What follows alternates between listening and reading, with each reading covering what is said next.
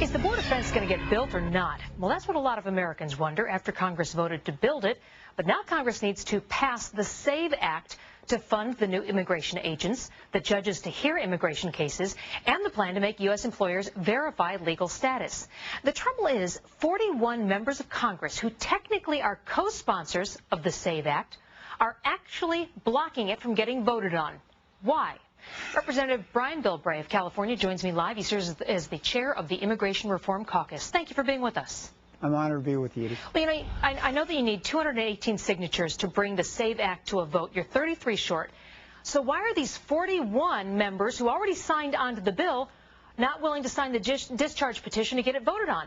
Well, they obviously thought it was a good enough idea to co-sponsor it, and I think that the problem is in Washington, it's easy to get on a bill, but when the Democratic leadership or your political leadership doesn't give you an okay to vote, it's really the cross between responding to your constituents' concern and responding to your political direction here in D.C. And I think the key is that those members haven't heard from their constituents. There's a reason why they signed on this bill, and that's because they want to get reelected.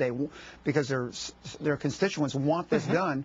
And now it's time that people call their congressmen and say, look, do the right thing, bring this up for a vote so we can get to the #1 source of illegal immigration. That's not the border. It's actually people hiring people for coming here illegally. Okay, reading between the lines there, it sounds like they're trying to play both sides against the middle. They can go to their constituents and say, see, I co-sponsored this, but then behind the scenes, because they won't attach their name to this petition, it will never come up for a vote. So they can also do what it sounds like you're saying the party leadership is telling them, and that is block it. Is that true?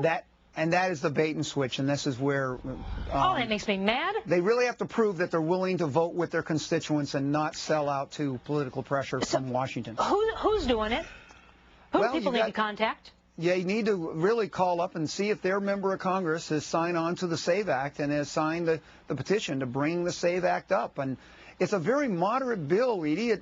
It's just simple things like stop giving tax deductions to the people who are hiring illegals. I mean, that's an outrage. And hiring enough immigrations and customs enforcement agents to actually deal with a border fence if we ever get it built. So absolutely. You call your member of the House of Representatives or the Senate, and you ask them, are you on this? And they tell you, I'm a co-sponsor. That's not good enough. You've got to ask them, have you signed the petition to bring the SAVE Act to a vote? Is that accurate? Absolutely. In fact, the clerk of the House of Representatives can you can go on the computer and that will show the list of those who have signed the discharge petition on the SAVE Act. Okay. Thank you very much for helping us. Thank you very much. And this is a chance for the American people to do something positive about illegal immigration. You know, we stopped amnesty last year, but now's the time to go on the offensive and finally address the issue rather than just complaining about it. Yeah, well, it just makes me mad that there are people out there who are purporting to be doing one thing and, in fact, are doing something completely different in D.C. This town does that too much, but here's the time to make them draw the line. All right. Thank you very much for joining us. Representative Bilbray.